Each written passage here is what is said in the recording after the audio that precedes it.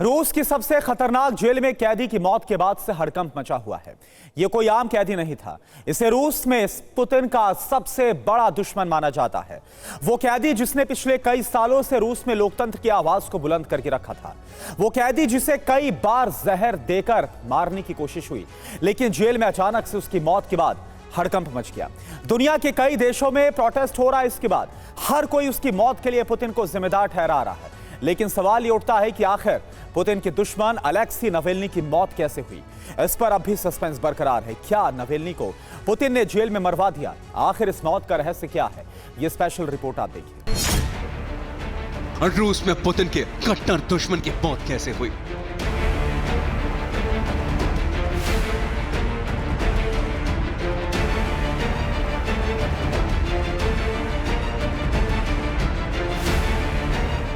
रूस की सबसे खतरनाक जेल से लोकतंत्र की आवाज उठाने वाले की सांसें आखिर कैसे बंद हो गईं?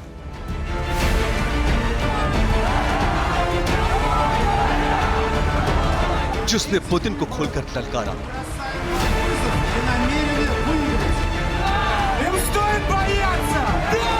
जिसने कई यातनाएं सहने के बाद भी रूस में भ्रष्टाचार के खिलाफ आवाज उठाना बंद नहीं किया, जो कई बार जहर देने के बाद भी जिंदा रहा, जो अपनी आखिरी सांस तक सिर्फ और सिर्फ आम लोगों के लिए लड़ता रहा। वो आखिर रूस की सबसे सुरक्षित जेल में अचानक कैसे मर गया? वो नाम है रूस में विपक्ष के नेता और पुतिन के कट्टर विरोधी एलेक्सी नावल्नी। इस वीडियो को बहुत गौर से देखिए। ये 47 साल के एलेक्सी नावल्नी का आखिरी वीडियो है। 10 जनवरी 2024 को नावल्नी मॉस्को से 1000 किलोमीटर दूर आर्कटिक की जेल में बंद थे और वीडियो कॉन्फ्रेंसिंग के जरिए उनकी कोर्ट में पेशी हुई थी। वो बिल्कुल ठीक दिख रहे थे, हाथ उठाकर बात कर रहे थे, चेहरे पर मुस्कुराहट थी। इसके बाद उन्हें किसी ने नहीं देखा और अब खबर आई कि जेल में अचानक उनकी मौत हो गई। जब उनकी पत्नी को इसके बारे में पता चला तो उन्हें विश्वास ही नहीं हुआ। एलेक्सी नावल्नी की पत्नी यूलिया और उनकी बेटी दारिया एलेक्सी नावल्नी की रिहाई के लिए दुनिया भर में आवाज उठाती रही है। पिछले साल यूलिया नावल्नी और दारिया नावल्नी व्हाइट हाउस के डिनर में भी पहुंची थी।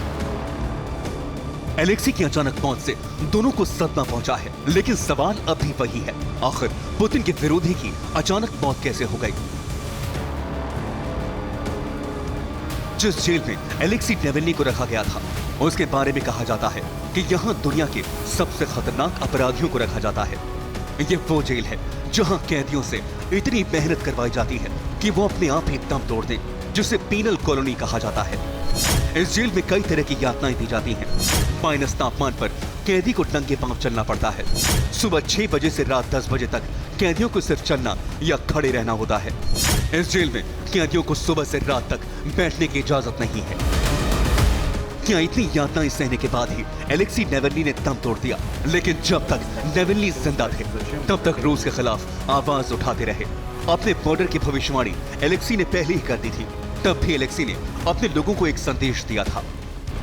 आखिर क्यों एलेक्सी नावल्नी पुतिन के दुश्मन बन गए थे? क्या वजह थी कि एलेक्सी को रूस में कई बार जेल भेजा गया? इसकी टाइमलाइन भी कम चौंकाने वाली नहीं है। साल 2011 एलेक्सी ने पुतिन की पार्टी में भ्रष्टाचार का मुद्दा उठाया। एलेक्सी को 15 दिन के लिए जेल में डाल दिया गया।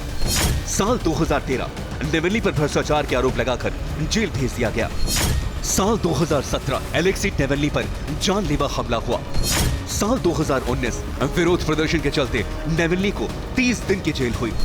नावल्नी को जहर देकर मारने की कोशिश भी हुई। साल 2020 नावल्नी को फिर जहर देकर मारने की खबरें आई। साल 2021 नावल्नी को 19 साल की जेल की सजा सुना दी गई। और अब बाइडेन ने भी नावल्नी की मौत के लिए पुतिन को जिम्मेदार ठहराया है।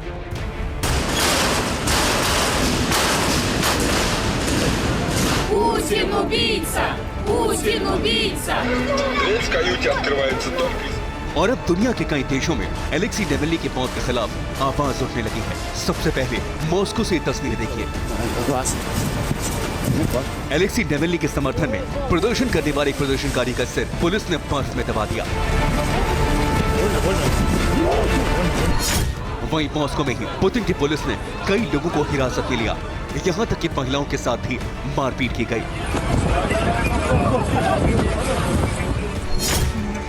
मॉस्को में ही लोग नेवल्नी की तस्वीर पर फूल चढ़ा रहे थे, जबकि दूसरी तरफ मॉस्को पुलिस एलेक्सी नेवल्नी की याद में निकाली गई रैली से लोगों को गिरफ्तार कर रही थी।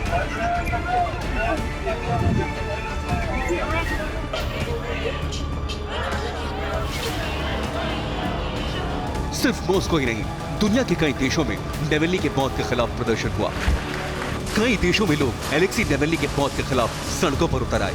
इजराइल के तेल अवीव से लेकर अर्जेंटीना की राजधानी ब्यूनस आयर्स तक और बुल्गारिया की राजधानी सोफिया से लेकर लंदन तक और यहाँ तक कि जर्मनी की राजधानी बर्लिन में भी हजारों लोगों ने नेवल्नी की मौत के खिलाफ आवाज उठाई।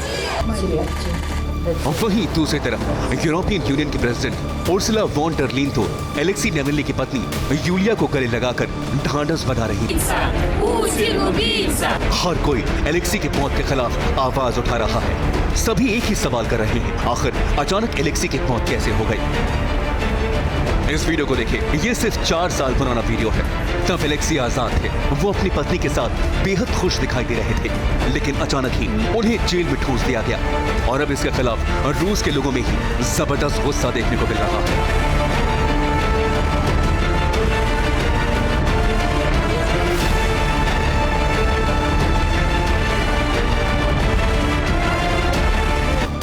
यहाँ तक कि रूस के सहयोगी बेलारूस में भी लोग इस मौत के पीछे पुतिन को ही जिम्मेदार ठहरा रहे हैं। आज एलेक्सी नेवल्नी इस दुनिया में नहीं है। रूस ने अब तक एलेक्सी की मौत की असल वजह नहीं बताई है, लेकिन ये जरूर है कि एलेक्सी नेवल्नी की मौत के बाद दुनिया के कई देशों में एक बार फिर पुतिन को विलन बताया जा रहा है। Bureau report, TV9 Bharatvarsh.